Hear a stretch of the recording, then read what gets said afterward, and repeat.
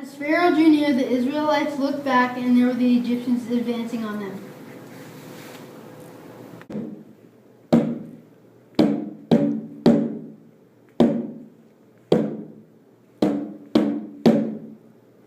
In great fear, the Israelites cried out to the Lord. They said to Moses, "Was it because there were no graves in Egypt that you have taken us away to die in the wilderness?" What have you done to us, bringing us out of Egypt? Is this not the very thing that we told you in Egypt? Let us alone, let us serve the Egyptians. For it would have been better for us to serve the Egyptians than to die in the wilderness. But Moses said to the people, Do not be afraid, stand firm and see the deliverance that the Lord will accomplish for you today. For the Egyptians whom you see today, you shall never see again. The Lord will fight for you, and you only have to keep still.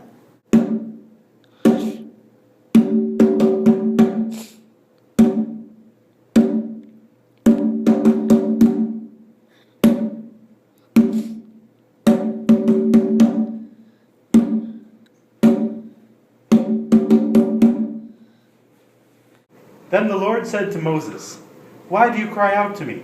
Tell the Israelites to go forward.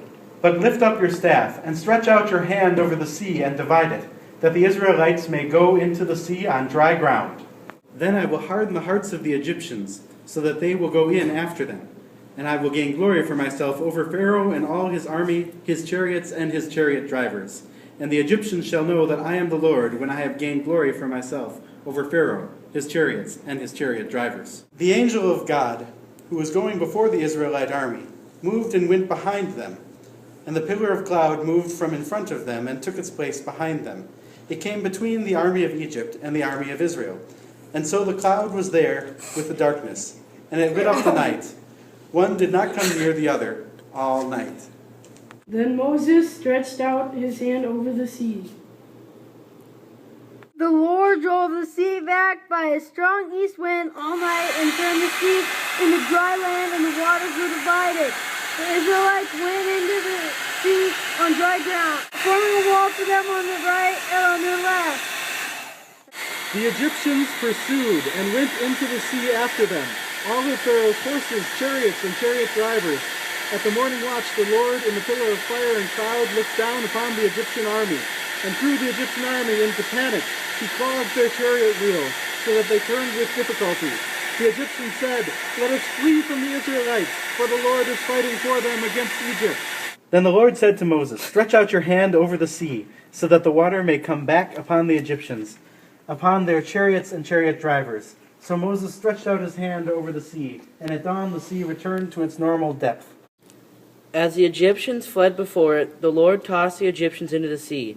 The waters returned and covered the chariots and the chariot drivers. The entire army of Pharaoh that had followed them into the sea, not one of them remained. Thus the Lord saved Israel that day from the Egyptians. And Israel saw the Egyptians dead on the seashore. Israel saw the great work that the Lord had done against the Egyptians. So the people feared the Lord and believed in the Lord and in his servant Moses. Then the prophet Miriam, Aaron's sister, took a tambourine in her hand, and all the women went out after her with tambourines and dancing. And Miriam sang to them, God is the champion, my friends. God keeps on fighting till the end.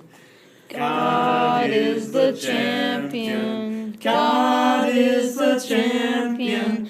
No time for Egyptians, 'cause God is the champion of the world.